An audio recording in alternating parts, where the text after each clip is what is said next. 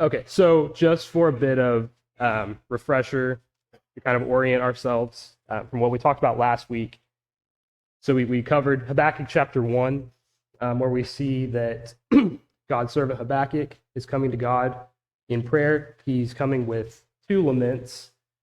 We see him saying, God, I feel the pressure of living in an unrighteous place, a place that's abandoned you, a place that's turned to idols, that's turned to all sorts of immorality. As we read in Jeremiah 5, he's pretty much kind of flummoxed by all the things that are going on around him. He really just doesn't know where to turn. He feels that there's a sense of idleness on God's part, and he really just wants God. He wants his reassurance. He wants just some more information about what's going on and how God's plans are being worked out. We talked about a lot about how this is a very, I think it's a perfect book to kind of display what the process of faith looks like, especially when times are hard. Starting at a point of, I don't get how this works in the grand scheme of things. I don't get how what I'm going through right now, I don't get how this all is going to play out, to then hearing God's answer, not being sure how to reconcile that answer, but then choosing to move forward and wait on God to reveal himself. And that's really what we're going to talk about in chapter 2, is that idea of how do we build up a faith? How do we become the righteous people that live by faith, especially when we're just uncertain, when we don't feel confident, when we feel hemmed in, like Habakkuk felt. We've covered already that we know God to be a God who is capable of using any means to carry out his will. He said, I'm going to use the Chaldeans or Babylonians to inflict punishment on Judah for what they've done, for the ways that they've abandoned me. Of course, Habakkuk responds with, that's not really what I meant when I came to you asking for help. But God declares that that's what I'm going to do. It's something that you're not going to believe if I tell you what I'm going to do. And certainly it's hard for Habakkuk to believe that. And a point I kind of made last time is I think there's a possibility that God revealing this, a part of his plan at least, is maybe an effort to try to get more people to turn back to him, try to get people to respond to him as sort of a possibility. So this morning we're going to talk about Habakkuk chapter 2, and I'm going to have Tyler White read that chapter for us.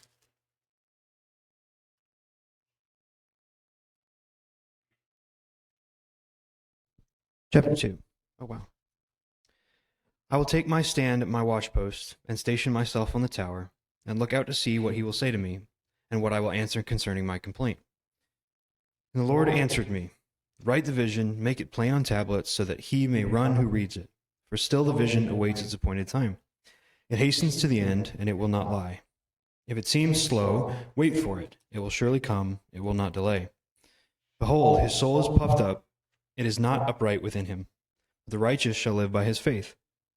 Moreover, wine is a traitor, an arrogant man who is never at rest. His greed is as wide as Sheol, and like death he is never enough.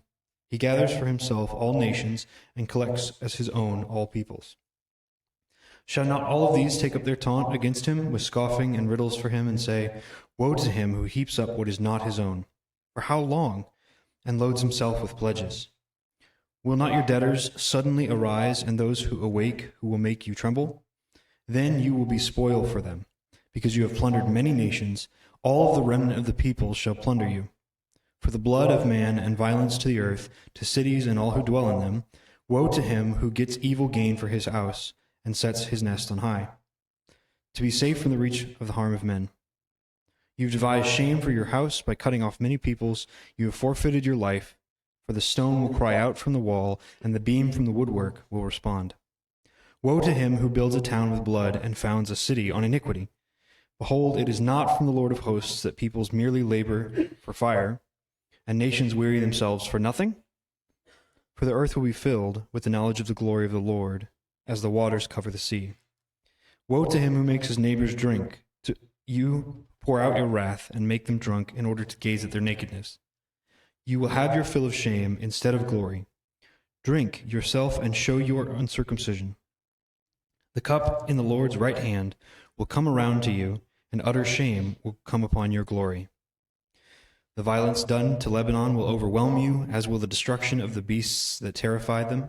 For the blood of man and violence to the earth, to cities and all who dwell in them. What profit is an idol when its maker has shaped it, a metal image, a teacher of lies? For its maker trusts in its own creation when he makes speechless idols. Woe to him who says to a wooden thing, awake, and to a silent stone, arise. Can this teach?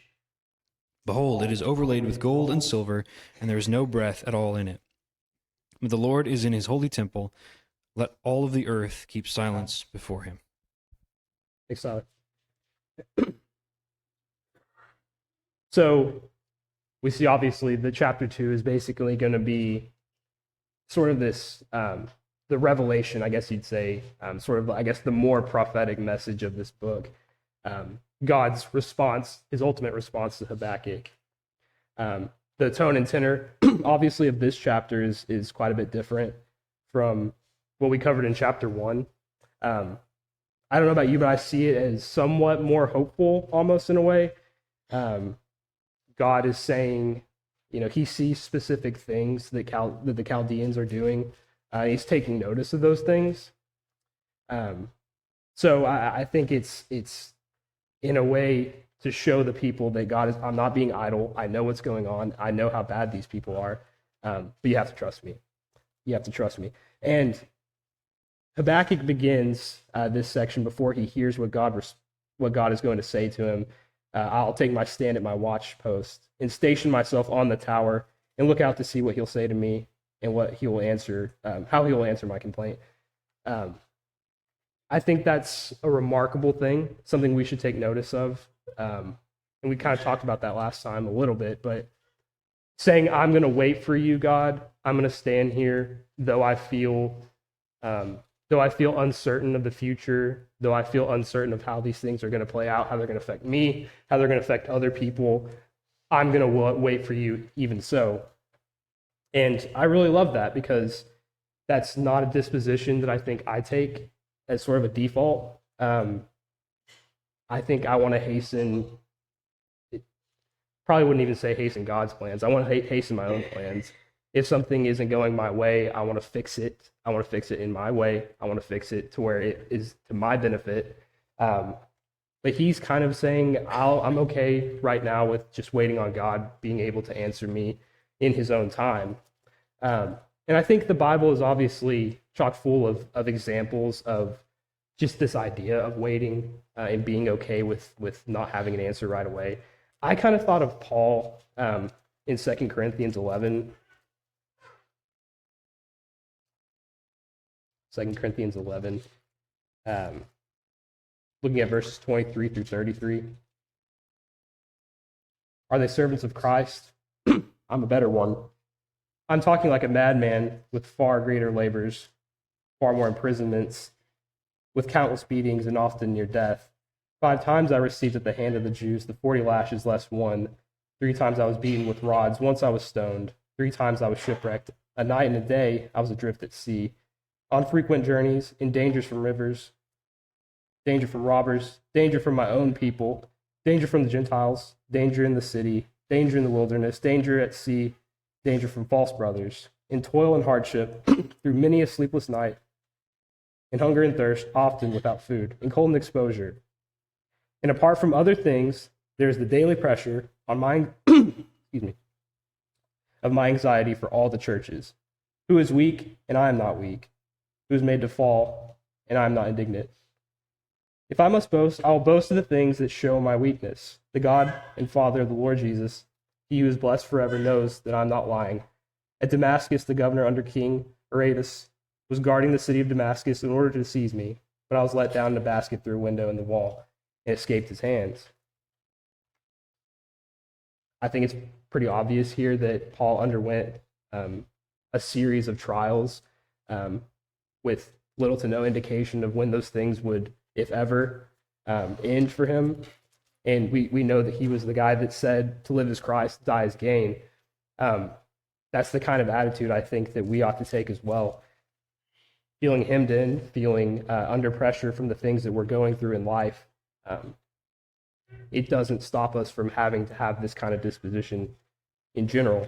And contrast this with someone like Saul, who in 1 Samuel 13, he sort of preempted God in offering sacrifices when he felt like the people were scattering, when he felt like the situation was out of his hands, and he lost the kingdom because of it.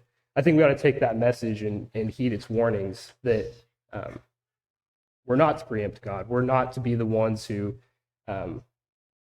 try to make our own way, try to have our plans subvert his own.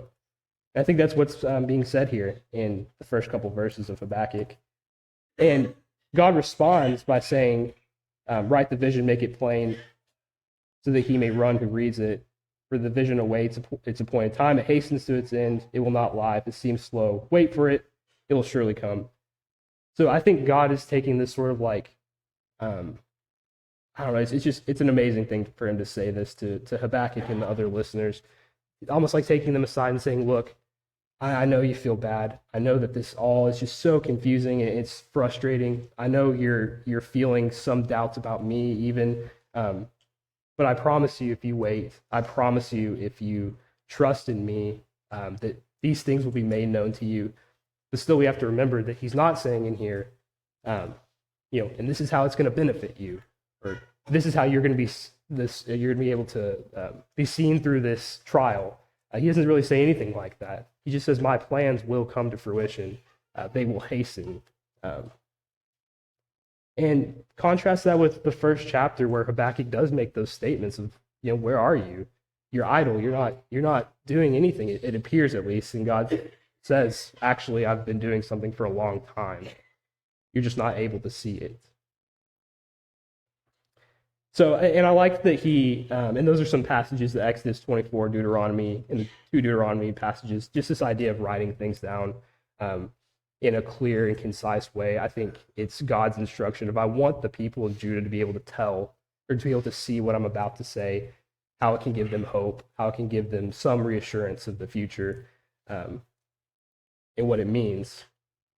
So the question at the bottom, what do you think specifically 2 verse 3 is kind of telling us about God's plans, or how does it make you feel?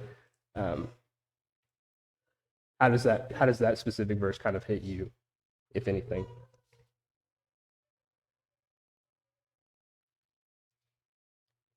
Nothing. Okay. Well, no, I think again, it's just one of those tough things because it's. Go ahead. I wanted to answer your question, man. So I love this first part of this chapter. I think reading through this, and then the other passage comes to mind is Genesis 15, when Abraham makes the covenant with God there. These two passages, I think, gave me a language really for understanding how God communicates with people and the kind of relationship he wants. There's a boldness here in the prophet that he not only is sort of demanding answers of God, but he expects a correction. I think some versions say correction as opposed to complaint. And that's kind of cool. Like, not only the prophet is acknowledging his own sort of ignorance about the situation, but he's expecting that God's going to give him something that makes sense, at least in response to what he's asking. Now, he gets something that doesn't make much sense from the way we perceive it, but God does give him a satisfactory answer, at least in the sense of, here's what I'm doing. I don't know, that intensity is really important, I think, that you can question God with a level of, matter-of-factness, but you also have to be ready for the response being something that's probably unpleasant, because the answer he gets is not a pleasant one here. I say that this gave me a language for understanding how God communicates because I think, I don't remember when this came to me, but at some point you grow up and you think, okay, you have to talk to God this way. You see people praying this way. You hear people conducting prayers this way. Yeah. And when we do public prayer, we don't always get a sense of that sort of direct boldness, call and response, because that's not the way we do public prayer. But this is an intense, like, one-on-one between the prophet and God. And I think that changed the way I pray. Yeah, absolutely. Yeah, and this all sort of builds up into what I feel to be think I said last time, the crux of the book, but there's obviously multiple big ideas here being offered. And this one, of course, being said by God. In verse 4, after saying these things are hastening, trust that they're going to happen, even though they appear slow. He says, behold, his soul is puffed up. It's not upright within him, but the righteous shall live by faith. I'm pretty certain this is the first time this has ever been said in this way, that the righteous shall live by faith in Scripture. I could be wrong about that. I'm almost certain that that's the case, but certainly the idea is not new. Tyler mentioned Genesis 15, verse 15. These are principles that we've grappled with a lot in reading in the Old Testament. And I think that as we get into the woes to the Chaldeans, that's kind of what God's wanting to make certain that we understand, is the differences in perspective and dispositions of the righteous people in Judah versus the immoral people in Judah, in Chaldea, and other nations too. So I think he's wanting the people who are listening to hear that in spite of what you don't know and don't understand, there's still an expectation of how you're supposed to live, even so. The righteous shall live by faith. What does this mean to you, that the righteous shall live by faith? In a practical sense, what do we take from that?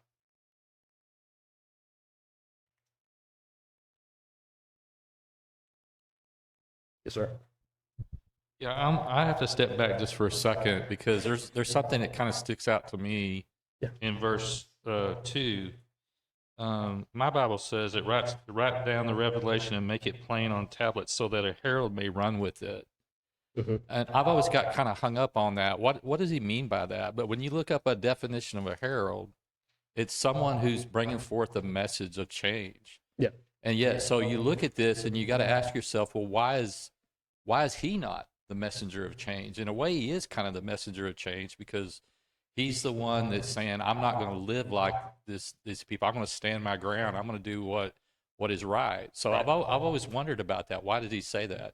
But then I think, like everything in life, God uses you for something that's for his plan. Right. It may be somebody else who brings something else, but you got a role, you got a responsibility to play. Yeah. No, and I think that ties in well with this verse 4. I mean, a life of faith is one that you believe and you act on that belief in spite of the fact that you don't understand the full picture. You don't understand how everything works together. Shannon? To answer your question about verse 4, I love this and find it so interesting that the righteous are told to live by faith even in the Old Testament. Yes. That even before Christ came, even before the new law, before the New Testament and the New Covenant, God expected his people to be a people of faith. Right. And not just law keepers, but a people of faith. And so to me, living by faith means that you're doing what God's telling you to do, but you're doing it because you fully believe that God has your best interest in mind, that he knows you and sees you and is looking out for you, and that he has a plan. Right. And so it's that belief and just full reliance on God and trusting that his ways are higher than our ways, and that he knows and sees, and his mind is higher and deeper and broader than anything we can imagine. Yeah, no, absolutely. And what's interesting is still, even so, is that God is still not ever saying, okay, sorry. Whoever was first. Steve?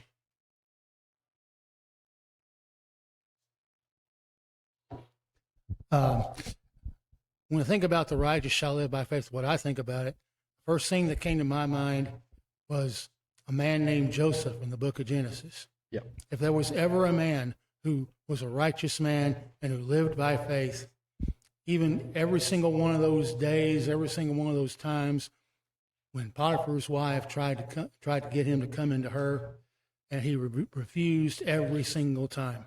Yeah. That's quite a remarkable record, if you ask me, of righteous living by faith. Yeah, Absolutely. Rachel? How could Habakkuk, he wrote verse 3, the vision awaits its appointed time. If it seems slow, wait for it. And I think he could write this because he knew the stories of the men who lived before him, who were righteous and who lived by faith, like Abraham was promised a son, and Right. he had to wait for it. Moses was a deliverer, but he had to wait for it. And this is saying the same thing. We live by faith because we know that God keeps his promises. I mean, in verse 3 it says it will surely come. It will not delay. God's going to keep his promises just like he did to all of these people before, and how he did even to Habakkuk, which we're reading, and we know the end result, but Habakkuk was living it. And we have to have faith that in our lives it's going to come. God's promises, which is ultimately our salvation, that we will, and our reward, which is heaven. And we just, Right. that's where we are living by faith. But it's not a blind faith. We can see all of the promises that God has kept through history. Eric? Going back up, you have it, Genesis 15:6.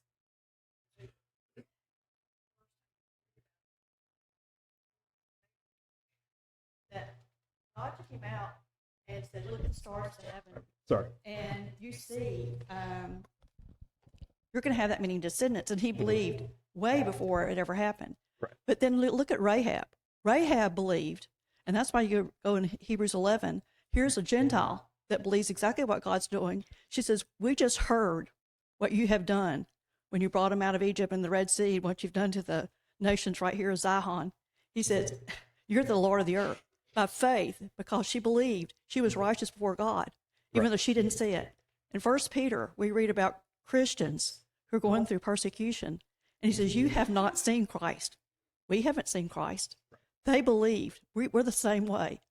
All people, no matter when they live, what Habakkuk is doing to the Holy Spirit is just writing a truth that God has always said, that men or women who live by faith and do what I say, they're righteous before God, even though they're sinners, just because they have obeyed what God said.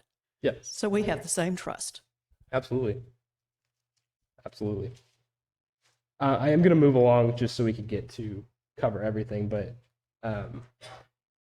just some verses to be reminded of. In particular, I like the Hebrews 10:35-38. That, therefore, do not throw away your confidence, which has a great reward, for you have need of endurance, so that when you have done the will of God, you may receive what is promised. For yet a little while, and the coming one will come and will not delay. For my righteous one shall live by faith. And if he shrinks back, my soul has no pleasure in him. I connect that to that second Corinthians passage about Paul and his trials. The life of faith is going to be one that doesn't suffer a little. It suffers a lot. But there's still that expectation that because you have faith, like, you will endure it and you'll be willing to do that because that's the call. That's the call of God. Okay, so then we move into the series of woes. And again, what I like about the woes is that it's a reminder that we knew that God, Habakkuk's complaint was that the people in Judah were manipulating the social and justice systems of the day. They were using it to enrich themselves. They were worshiping idols, all those things. And that Habakkuk felt that God was not acting. And then simultaneously, God is saying, well, actually, I've been acting in this area over here, allowing the Babylonians to rise up. But these things are very, very specific that he talks about the woes, which tells me that God, he pays attention. He pays attention to nations and the way that they behave, the way they treat people. And he takes notice and he puts them on notice, I think, as a result. So again, as the first woe, shall not all these things take up their taunt against him with scoffing and riddles for him, and say, woe to him who heaps up what is not his own, for how long, and loads himself with pledges. Will not your debtors suddenly rise, and those awake who will make you tremble? then you will be spoil for them, because you have plundered many nations. All the remnant of the people shall plunder you for the blood of man and violence to the earth, the cities and all who dwell in them.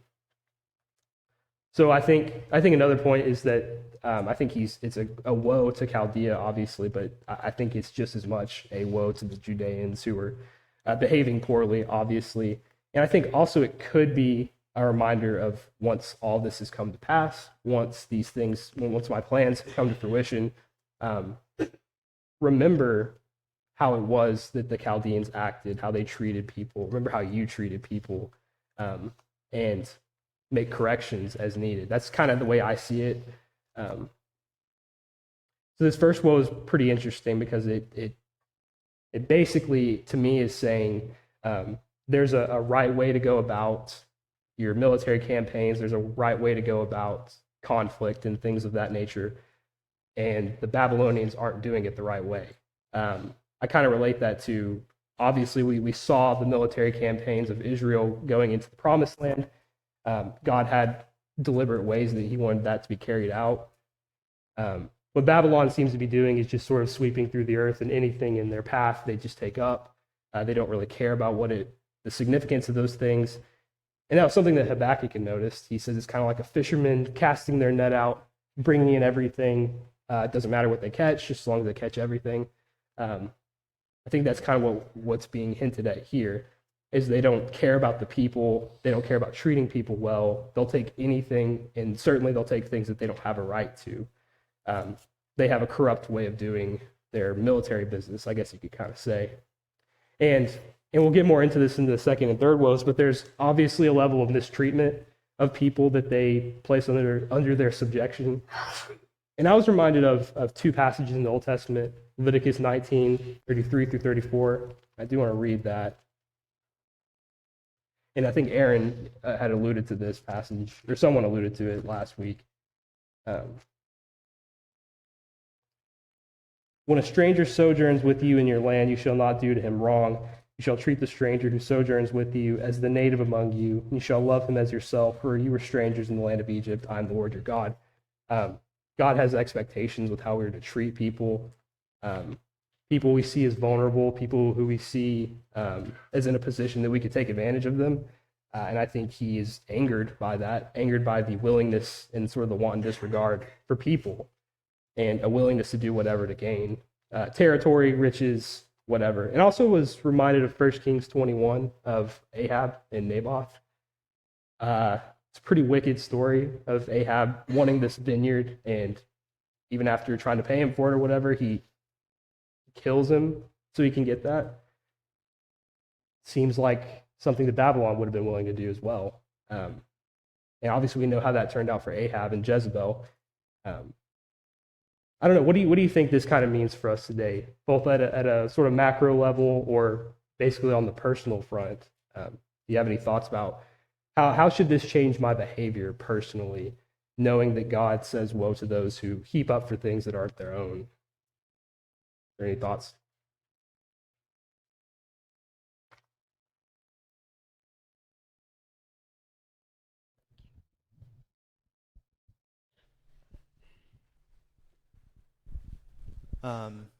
I was reading Psalm 146 a few weeks back, and I was struck by the series of verses starting in verse 5, where it says, "Blessed is he whose help is the God of Jacob, whose hope is in the Lord his God, who made heaven and earth, the sea and all that is in them, who keeps faith forever, who executes justice for the oppressed, who gives food to the hungry.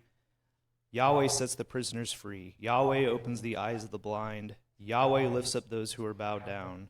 Yahweh loves the righteous. He watches over the sojourners. He upholds the widow and the fatherless." And to see in the same verse talking about God as creator. He's created heaven and earth, the sea, he's created all beings.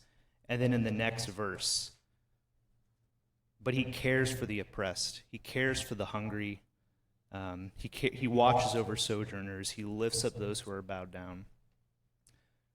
Our God is not this war God who only cares about executing his will over man, but he cares about the hurts of people. He cares when people are downtrodden.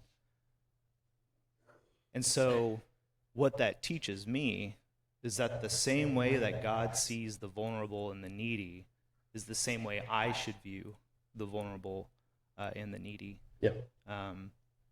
You know, that can inform my politics, that can inform my the way I treat other people around me just in my day-to-day life. But at the core of everything, I should be looking at people, whatever their status, the same way God does. Yeah, absolutely. And there's another. Trish. He kind of stole my thunder. Our business dealings should also reflect our humanity. And the picture of someone with their foot on somebody's neck comes to mind. Yeah. That even in war, there's a certain amount of brutality that goes with war. But it almost sounds like these people were going past the soldiers into the countryside and taking what wasn't theirs and not showing any compassion towards people who had nothing to do with the battles they were fighting. Right. And so in our daily walk, we should not pride ourselves in stepping on someone's neck. We should be trying to build them up, not to give them extra favors because we need to be fair, but to show them what our character is, that it's not brutality and thievery and greed. Yeah, absolutely.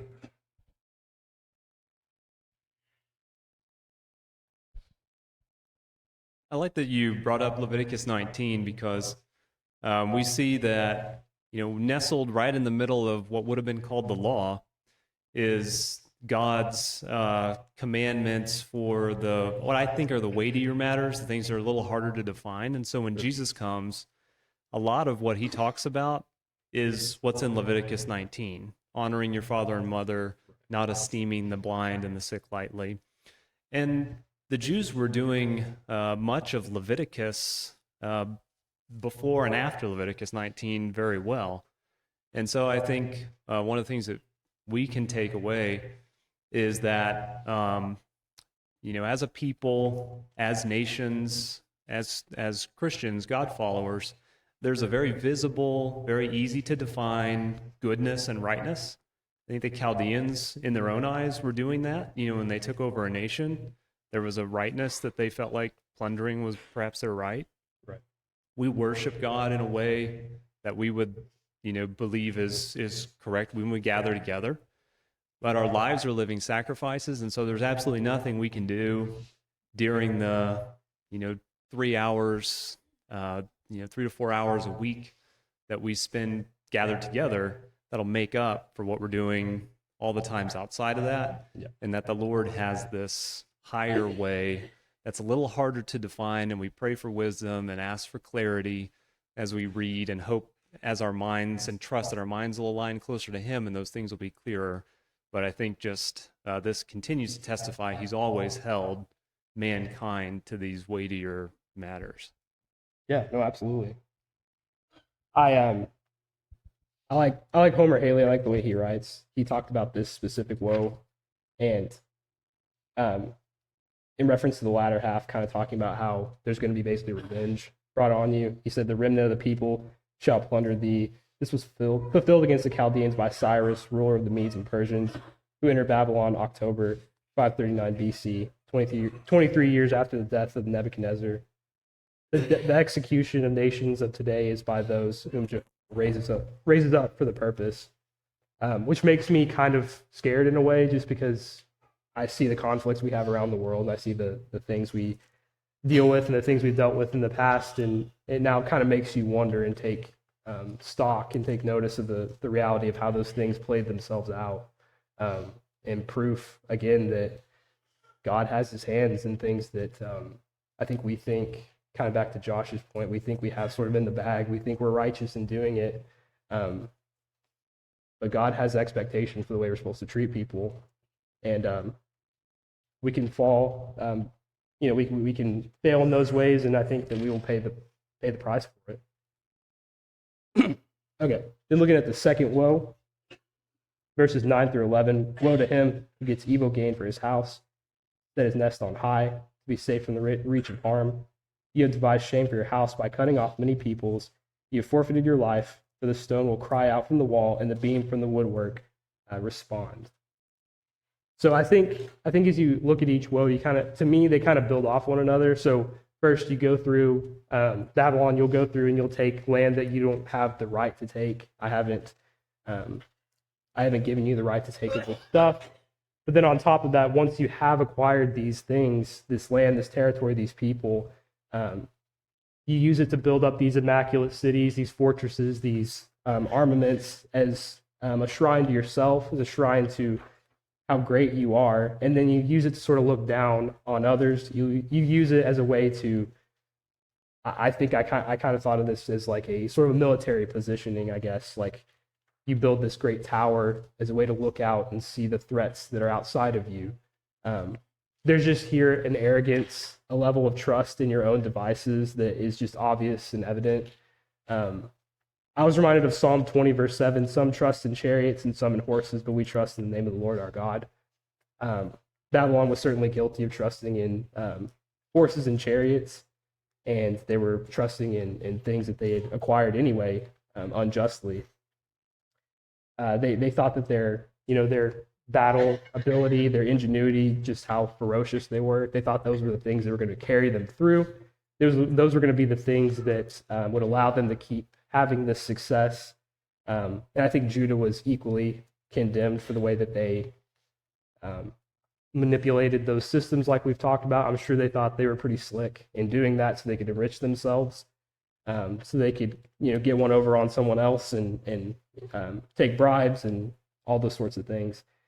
And what I took from this in terms of what I think I could learn is I think it's pretty easy to lean on things like your skills, the way you've built up your social networks and business networks, and how smart you are and how great you are and how well people think of you, and look at those things as those are going to be the things that really hold and sustain me over the long term. Those are going to be the things that I can lean on during the hard times. And God says, and I think about this almost like every single thing that you've built up, every single one of those things will be torn down, like brick by brick, and each one will cry out to me. So every ounce of work that you put into this supposed ounce of work will be torn apart. I don't know, are there thoughts about the second woe? We kind of think about that, how it kind of would inform the way you think about your day-to-day life, anything like that? Okay. All right, then the third woe, 12 through 14. Woe to him who builds a town with blood and founds a city on iniquity. Behold, is it not from the Lord of hosts that people labor merely for fire and nations weary themselves for nothing? For the earth will be filled with the knowledge of the glory of the Lord as the waters cover the sea. So we saw in the first woe, you go and you take things that are not for you to take. The second woe, once you've done that, you build up these amazing, immaculate cities and look down and think yourself cunning enough to withstand challenges from other groups of people and challenges to your power. All the while, you don't recognize that all of those things were capable of being done by the exploitation and the subjugation of people. There was a quote in Homer Haley's book covering the minor prophets where he says, "You hold life cheap." You think of life as expendable, as individuals aren't really important so long as they're important so long as they can serve your greater purpose for Babylon, building up your cities and honoring yourself. I put Daniel 4, verse 30 up there, and that's where Nebuchadnezzar says, like, "Oh man, this is great, all these awesome things I've built." That's the height of arrogance. You built these things? Were you out there actually like laying the brick down to build Babylon? No, of course not. It was the people that you enslaved who did that. And I think that would have been particularly hard to hear for God's people, just because, like it says in Exodus 1, they knew what it meant to be slaves and to have their backs broken by labor and work unjustly, after being basically lied to, basically manipulated by Pharaoh. And so one wonders, I think one wonders, how should we take this with us and use it? And I think there's a couple of things. I think you could look at it historically. I think we have a really interesting position in America just because we have a relationship with the slavery, the history of slavery. We do have institutions in this country that were in part built on the backs of people who were under subjection. That is just a part of our history, and it's an unfortunate part, but it's just reality. But I think you could look at it at a more micro personal level. I have influence over people. You have influence over people. A lot of you have power over people too. There is a cautionary note here that if you have that power over someone, you wield it with in sort of a circumspect way. You acknowledge that other people have helped. You acknowledge that maybe you alone haven't built everything you see around you and all the great riches in your life. You recognize that God has helped you, people have helped you. That's kind of what I gained from this third woe. And of course, God reveals to them that you've placed all these people under subjection to you and you've afflicted them essentially. But fundamentally, at the end of the day, I'm going to make sure that they know and you know how good I am and how powerful I am. Basically, I think almost saying that you're going to be under subjection to me at the sort of at the final analysis of this. I'm going to go ahead and move to the fourth woe. So this one's kind of interesting. Verse 15, woe to him who makes his neighbors drink, who pour out your wrath and make them drunk, in order to gaze at their nakedness. You'll have your fill of shame instead of glory. Drink yourself and show your uncircumcision. The cup of the Lord's right hand will come around to you, and utter shame will come upon your glory. The violence done to Lebanon will overwhelm you, as will the destruction of the beast that terrified them.